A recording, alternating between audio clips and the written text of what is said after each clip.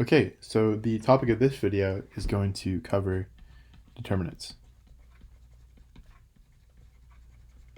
Now, if you remember, determinants are basically a property of a matrix which returns a number, and that tells us something about the matrix. So this is like an indication of a lot of things. The main thing is that if we get a determinant of our matrix A and it equals to 0, this tells us that the matrix is not invertible. And very similarly, if the determinant of A is not equal to 0, this implies, if and only if, the matrix is invertible. So the determinant just returns a number. It's an operation on the matrix which returns a number, and that number tells us something about the matrix itself. The main number we're looking for is if it's 0 or non-zero. Okay, so that's what determinants tell us. Now let's consider how to calculate one. So the best way to calculate a determinant that works for any sort of matrix is something called cofactor expansion. And the terminology I'm about to introduce is going to sound quite confusing. It's been a while, but I want to introduce it formally, and then I will do an example which will make it a lot more clear.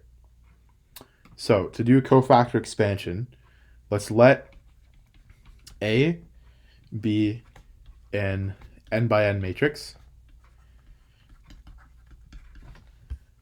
Let the matrix Aij be an n minus 1 by n minus 1 matrix. So if this was 3 by 3, this would be 2 by 2 matrix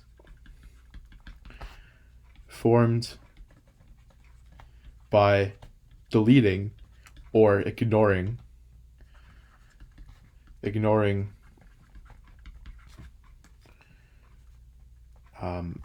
row I and column J from A.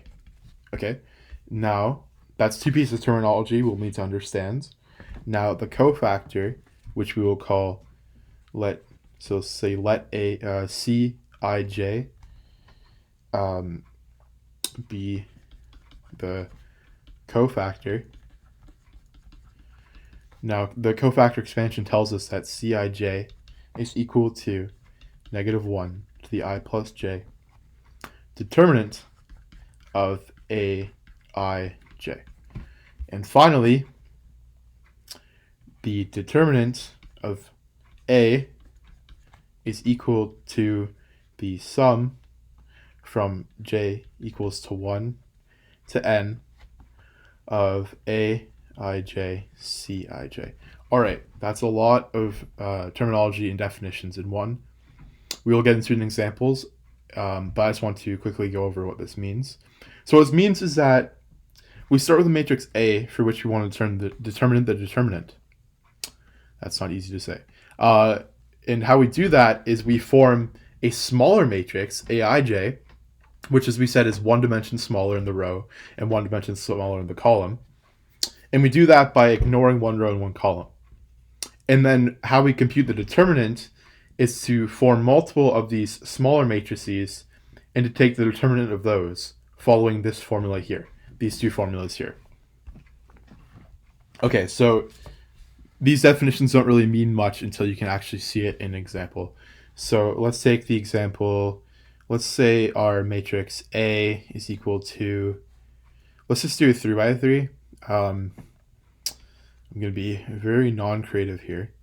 1, 2, 3, 4, 5, 6, 7, 8, 9. And we want to determine the determinant of this matrix, okay? So if we want to determine the determinant of A, we want to use cofactor expansion. Now there's actually shortcuts for the determinant of a 3 by 3 and a 2 by 2 matrix, but you need to understand cofactor expansion because cofactor expansion works for all sizes, and whereas the shortcuts only work for 3 by 3 and 2 by 2. So to use cofactor expansion, pick a row and a column. It doesn't really matter here which row and column you pick. I'll just pick the first row because this is probably the one we're most comfortable with. Ideally, as a tip, you want to expand or use your cofactor expansion along the row / column with the most zeros entries. You'll see why as we start to do this. So the determinant of A, we want to use cofactor expansion. So what we do is we always start with the first number here. So we're expanding along this row here that I circled. So the first thing we do is we write down the number in that entry here, our first entry. And the formula we take now, we multiply this by -1 to the exponent I plus j. Now since we're in the first column in first row, this will be, I plus j will be 1 plus 1. First row, first column. And this -1 to the I plus j term just helps us keep track of our negatives and positives. You can remember the trend, but this will always work out. So we do 1 times -1 to the 1 plus 1 times the determinant of the matrix that is formed by eliminating row 1 and column 1. So if we ignore this row here and this column here, we get the matrix 5, 8, 6, and 9. So I'll repeat that. So we take our first entry here, we multiply it by -1 to the I plus j, which keeps track of our negative and positives, and we multiply that by the determinant of the matrix formed by removing row I and column j. So it's sort of like a recursive formula. And now you'll start to see a pattern really quickly. And now we want to add the next entry, which is 4. So 4 times -1 to the I plus j. So we're in row 1, so I is 1, and we're in column 2, so j is 2. So as you remember from determinants, you have alternating negative and positive signs. As you can see here, this is -1 squared, which is 1, and this is -1 cubed, which is -1. But this will just help you keep track. You can choose to do it however you want, but this is the general formula, and this is also how I do it. Okay, so the second entry we did, times -1 to the I plus j, and now we want to multiply this by the determinant of the matrix formed by eliminating row 1 and column 2. So if you picture that we eliminate row 1 and column 2, we're left with the matrix 2, 8, 3, 9. So the determinant of the matrix 2, 8, 3, 9. Okay? Now we go to our last entry, which would be 7. So we add our entry times -1. Now what row and column are we in? We're in the first row, so I is 1, plus we're in the third column, so j is 3, and we multiply this by the determinant of the matrix formed by eliminating the first row and the second column. So we get 2, 5, 3, 6. So the determinant of 2, 5, 3, 6.